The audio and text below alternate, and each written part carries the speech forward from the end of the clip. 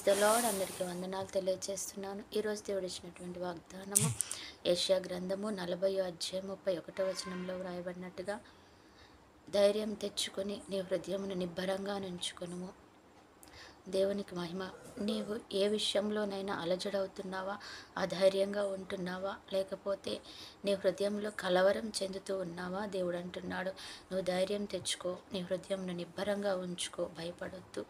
వాగ్దానం చేసిన దేవుడు నమ్మదగిన దేవుడు.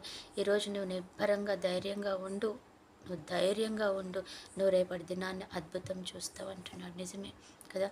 దేవుడు అంటాడు, నువ్వు ఊరక నిలుచుని చూడు, యెహోవా చేసే అద్భుత కార్యాలను అంటున్నాడు కదా. నిజమే. మీరు మౌనంగా ఉండి నిలబడి చూడండి, ప్రార్థన మాత్రమే చేయండి. దేవుడు మీ కొరకు గొప్ప కార్యాలు దాచి ఉంచాడు, అద్భుత కార్యాలు దాచి ఉంచాడు అంటున్నాడు. ఈరోజు నీతో నాతో కూడా దేవుడు అదే మాట్లాడుతున్నాడు. నువ్వు నిబ్బరం కలిగి ఉండు, ధైర్యంగా ఉండు. కోత విస్తారం, పనివారు కొద్దుగా ఉన్నారు. ఆయన పనిలో నువ్వు పాలు పొందుకొని ఉండు. దేవుడి నీ కార్యాన్ని యథావిధిగా ఆయన ఆ కార్యాన్ని నెరవేర్చుకుంటూ వెళ్ళిపోతాడు. నీతో ఆయన ఎటువంటి సంబంధం లేకుండానే, నీకు తెలియక ముందే, నీ దాకా సమస్య రాకముందే ఆయన కార్యం చేసే గొప్ప దేవుడు అనమాట. నిజమే కదా.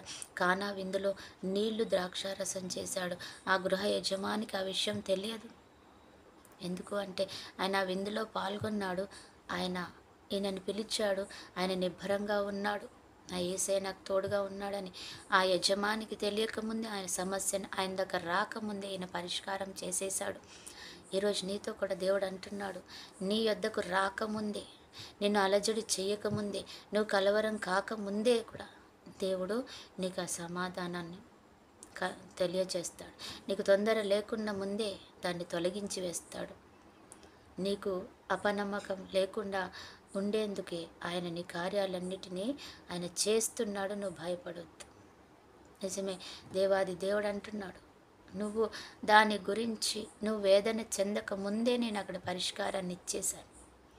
నీకంటే ముందుగా నేను అక్కడికి వెళ్ళి ఆ కార్యాన్ని ఆయన దానిని చెదరగొట్టేసి నీకే అపాయం లేకుండా నేను చూసుకున్నాను అంటున్నాడు. నువ్వు సమాధానంగా వెళ్ళడమే, నువ్వు నన్ను నమ్మి సమాధానకరంగా వెళ్ళడమే అబ్రహాముకి అక్కడికి వెళ్ళి చెయ్యి ఆ కత్తిని ఆ యొక్క పిల్లవాడి మీద వెయ్యనీయలేదు. వెయ్యక ముందే జవాబిచ్చేశాడు. వెయ్యక ముందే అక్కడ ఒక గొర్రెపిల్లని ఆయన పెట్టి ఉన్నాడు. ఈరోజు నీ కూడా నీ సమస్యకు ముందే ఒక పరిష్కారాన్ని నాకు పెట్టి ఉన్నాడంట. నువ్వు దాన్ని జాగ్రత్తగా పొందుకోవడమే. అటు కృప దేవుడు మనకి ఇచ్చినగా. ఆమేన్. ప్రార్థన. పరిశుద్ధుడు అయిన దేవా, ప్రేమ కలిగిన తండ్రి యేసయ్య, నీకు వందనాలు చెల్లించుకుంటూ ఈ సమయాన్ని బట్టి నీ కృతజ్ఞతలు నాయన. పరిశుద్ధాత్మ దేవుడా, నువ్వు మాట్లాడుతున్నావు తండ్రి. సమస్య నీ యొద్దకు రాకముందే నేను పరిష్కారం ఇచ్చే దేవుడని అయ్యా, నేను నీతో ఉండి నడిపించుకుంటానంటున్నావు తండ్రి. చేసిన ప్రతి మేలును బట్టి కూడా కృతజ్ఞతలు చెల్లించుకుంటూ ఈ సమయంలో ప్రభా, ఎంతమంది బిడ్డలైతే ఈ దుఃఖంతో ఉన్నారు ప్రభా, అయ్యా ఈ అనారోగ్యం, ఈ యొక్క కుటుంబ సమస్య, ఈ వేదన తండ్రి, ఈ అప్పుల సమస్యలు, ఆర్థిక సమస్యలు ప్రభా, ఈ అలజడులు, ఈ ఆటంకాలు నేను ఎలా తొలగించుకోవాలి ప్రభా, బిడ్డల సమస్యలు ప్రభా, అయ్యా వాటిని అన్నింటినీ తొలగించి వేయండి తండ్రి. మీ సహాయం అందించండి. అలాగే ప్రభా, ఈరోజు ఎంతమంది బిడ్డలైతే ప్రభు బర్త్డే, మ్యారేజ్ డే జరుపుకుంటున్నారో వారిని కూడా జ్ఞాపకం చేసుకొని, చూస్తున్న ప్రతి ఒక్క బిడ్డని కూడా మీ హస్తాల కింద దాచిపెట్టుకొని మేలులతో నింపి నడిపించుకోమని యేసు శ్రేష్టమైన నామములో అడిగి వేడుకుంటున్నాం తండ్రి. ఆమేన్.